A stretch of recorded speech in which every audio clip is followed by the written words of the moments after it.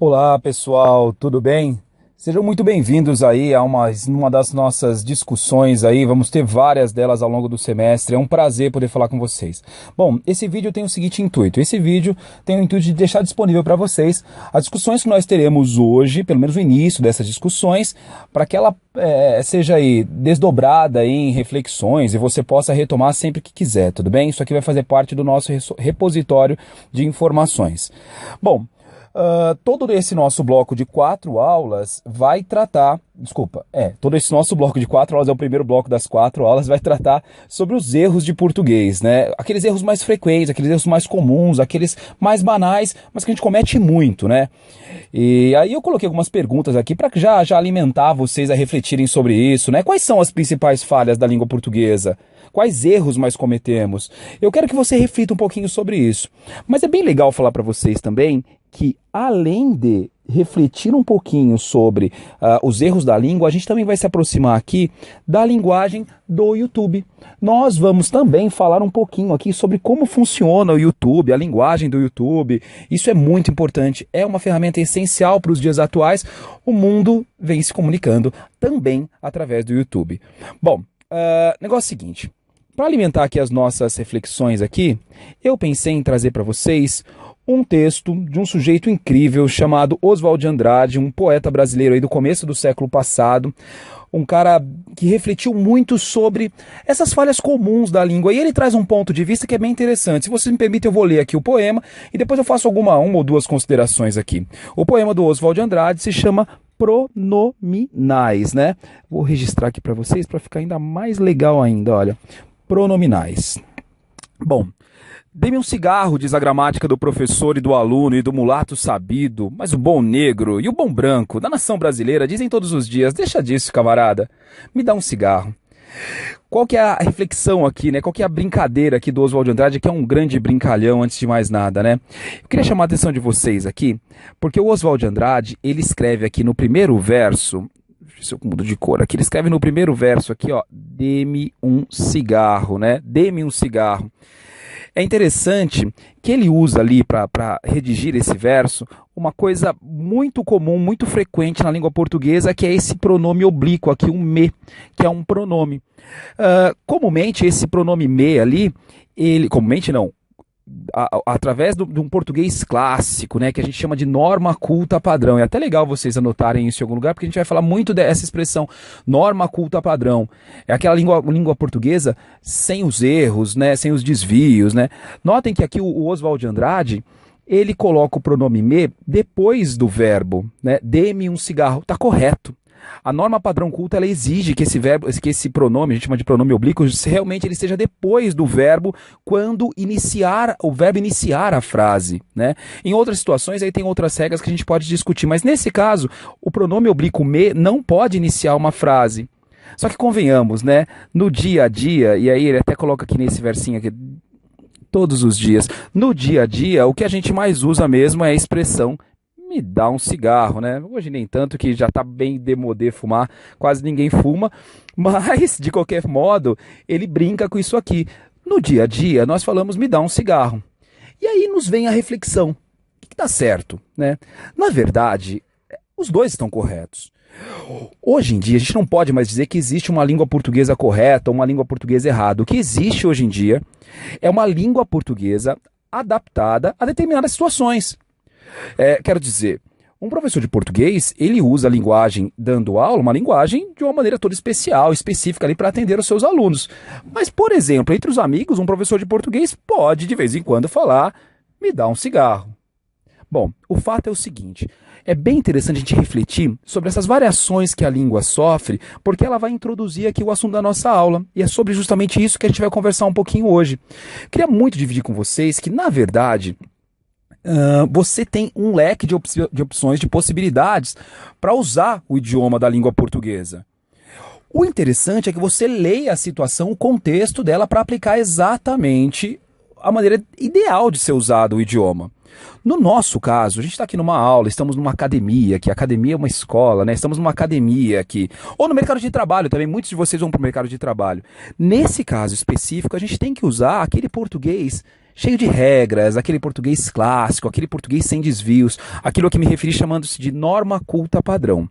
Bom, a ideia desse nosso encontro é fazer você refletir sobre esses problemas que a língua enfrenta aí no uso de algumas pessoas e a gente procurar refletir sobre como é importante usar exatamente o idioma adequado para determinadas situações. No nosso caso, a gente vai usar mais a norma culta padrão, por isso que eu vou brincar um pouco mais aqui com a norma culta padrão e a gente vai mostrar um pouquinho para vocês aqui como é que isso pode acontecer, esses desvios acontecem, só alguns, o resto aí o trabalho maior vai ficar acabando ficando com vocês, né? Bom, quais são as tarefas de hoje, gente? As tarefas de hoje, elas são essas daqui, tudo bem? A gente vai... Deixa eu marcar aqui para vocês. A gente vai, agora, logo no início da aula, a gente vai expor e explicar algumas coisinhas que são importantes, tudo bem? Depois nós vamos fazer a formação de alguns grupos, não agora, por favor. Depois nós vamos escolher o tema que a gente vai trabalhar. Depois a gente vai procurar alguns vídeos no YouTube, que vão servir de modelos, porque a gente vai preparar um vídeo aqui. E depois eu vou sugerir para vocês uma referência bibliográfica aqui, bem interessante, para que você possa acessar aqui e não ter problema com informação, você vai ter toda a informação disponível para você, mas por favor, entenda que você está completamente livre para usar outras fontes de pesquisa, desde que válidas, e eu tenho certeza de que se você tiver com dúvida aí sobre a validade, a legitimidade de algumas fontes de pesquisa, você vai entrar em contato comigo, ou com os facilitadores aí, com os tutores, os trainees, vai dar tudo certo, tudo bem? Bom, vamos aqui então para essa primeira parte em que eu vou expor e explicar aí como faremos o trabalho. Essa primeira parte, ela diz respeito a uma elucidação que eu quero fazer rapidamente aqui, nada muito longo, essa não é a ideia é muito mais que vocês trabalhem mesmo, sobre as partes da gramática normativa, aquela gramática cheia de regras. Gente, na verdade, nós estamos carecas de saber disso pelo seguinte, a gramática normativa é aquela que vem sendo praticada na escola brasileira há muitos e muitos e muitos anos, né?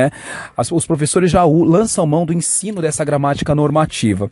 Essa gramática normativa pode se dividir em algumas partes, tá? Eu dividi em 3 aqui, mas é uma divisão bem arbitrária, assim, ou seja, eu consigo fazer essa divisão em outras partes. Mas por que nos importa aqui, eu queria muito iluminar.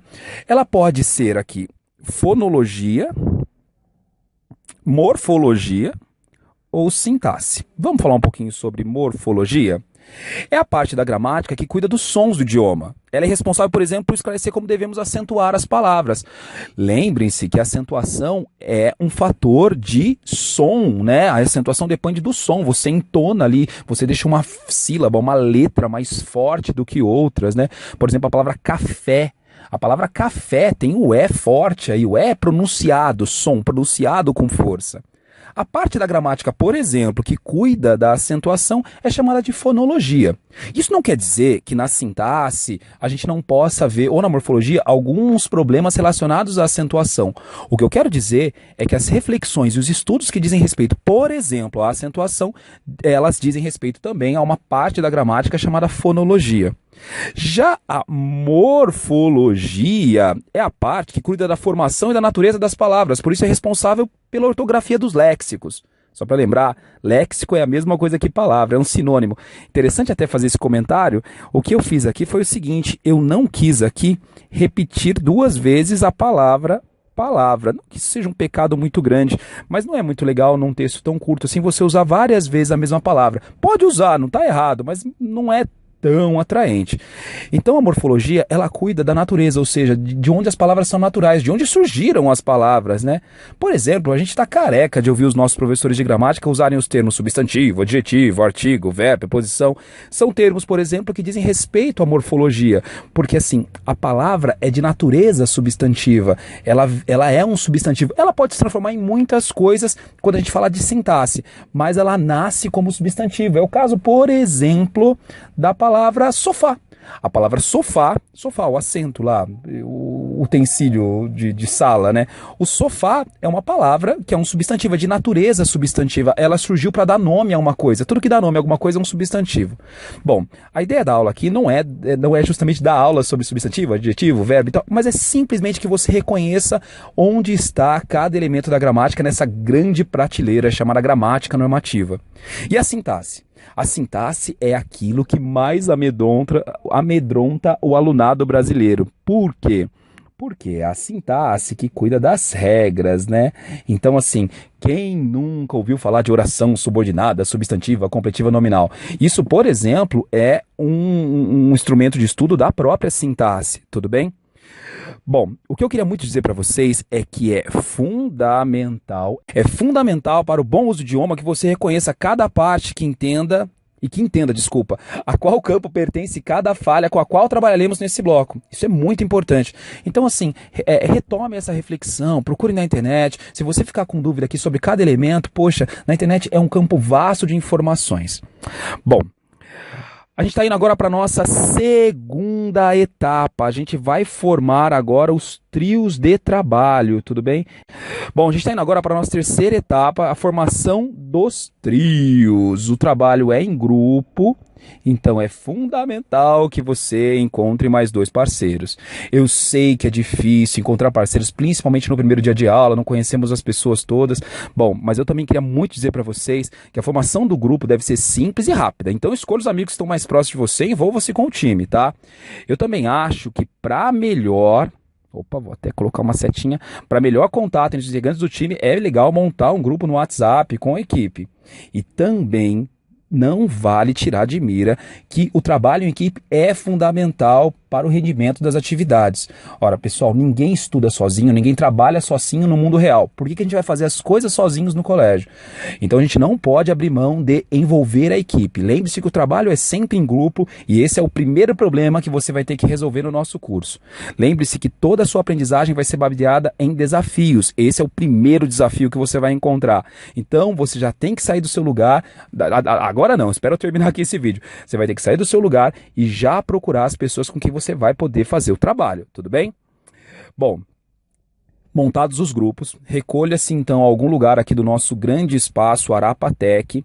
Você, de posse dos Chromebooks, é muito legal que você acesse os links que a gente vai deixar aqui registrado para vocês e encontre alguns erros mais comuns aqui, reflita sobre isso. Caso você queira, procure os colegas de outros grupos para verificar se eles estão tratando do mesmo tema, só para você não fazer o mesmo trabalho com o outro. Não é obrigatório isso, é só que caso você se incomode e alguém fazer o mesmo tema que você pode ir lá negociar, de repente um outro grupo está usando o mesmo tema, você muda o seu tema ou pede para o grupo mudar e assim vai indo, tudo bem? Bom, então vamos falar sobre... aqui eu coloquei umas dicas para vocês aqui, olha que legal isso aqui, ó. Eu vou primeiro brincar com esse aqui, ó. Inglês não é meu forte, mas português eu destroio. Olha essa falha aqui, uma das falhas comuns, né? Olha essa aqui interessante aqui, esse post aqui sobre os Estados Unidos. Estados Unidos não estão nem nunca estarão em guerra com a Islândia, diz Obama. É muito interessante que a palavra EUA, Estados Unidos da América, ela é uma palavra que pode ser considerada como uma palavra no plural ou como no singular. Depende do artigo que você usa antes. Você tem que falar o Estados Unidos da América ou os, artigo os Estados Unidos da América são. O engraçado é que como aqui eu não tenho um artigo antes do EUA, eu tenho que deixar o verbo aqui, o verbo estar aqui, ó, no singular. Esse é o erro aqui. Estados Unidos não está, nem nunca estará, esse verbo também, em guerra com o Islã, diz Obama, tá? Aqui essa brincadeirinha com esse meme do Chaves aqui, todo mundo tá cansado de ver isso aqui no Facebook, né? A pessoa confunde mais com mas, eu já parto pro desapego. Essa é a verdade, todo mundo confunde. Olha esse de baixo aqui, que curioso também, um erro que bem grotesco, né? Seja bem-vindo, experimente a comida. Aqui é legal, olha aqui, ó. Oba, estou com sorte, consegui chegar em casa. O verbo chegar exige a preposição a. Quem chega, chega a, não chega em. Isso tá errado, né? Um erro de regência verbal, que diz respeito à sintaxe. E esse aqui, então, esse último aqui que eu vou comentar. Justiça manda mercados darem sacolinhas grátis. Peraí, se está dando, é grátis, né? E ali devia, no caso ali, a forma mais culta é gratuitamente, né? Para um advérbio, gratuitamente. Mas, poxa, são os erros aí que a gente vai brincar um pouquinho. E a sua tarefa é, em 3 aulas, montar um vídeo desse e mandar pra gente. Bom, a gente vai falar mais sobre isso aqui, tá? Bom, estamos chegando na nossa 4ª etapa. Eu preciso que você, junto com o seu time, navegue por sites de vídeos e procure modelos que possa seguir, tudo bem? Qual que é a ideia? A ideia é imitar os sites mais legais. Eu sei que vídeo não é uma coisa que todo mundo faz e muita gente nem se imagina fazendo, mas a gente tem que considerar isso como um mecanismo de comunicação.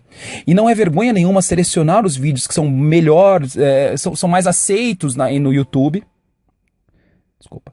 E não é vergonha nenhuma selecionar os vídeos que são mais aceitos no YouTube e se espelhar nesses vídeos. E depois de encontrar um modelo, pense em como pode fazer algo parecido para o seu vídeo, tá? Então tenta imitar mesmo. Caso ainda se sinta inseguro para montar seu vídeo, procure tutoriais no Google e escreva lá no Google lá como fazer um vídeo para o YouTube. Vai aparecer um monte de link para vocês e vai ser muito legal. Eu vou deixar alguns aqui também na nossa referência bibliográfica, tudo bem? E por fim, por favor, visite a nossa referência bibliográfica, que são esses links a que me refiro. Eles estão cheios de conteúdo para você, vão ajudar muito a sua atividade, tá bom? Por fim, para acabar, você tem que responder o questionário diário. Isso aqui é individual, tá lá na nossa Classroom, mas eu vou colocar o link no nosso site aqui também, tá? E não se esqueçam, os vídeos devem ser entregues até o dia 21/8. Você tem mais 3 essa semana, a próxima não. A outra semana você já tem que entregar, tudo bem? Um vídeo por aluno, então cada trio vai me entregar 3 vídeos. Bom, pessoal, é sempre um prazer falar com vocês. Estou aqui na sala, qualquer coisa é só levantar e vir conversar comigo, tá? Um abraço, pessoal, até mais!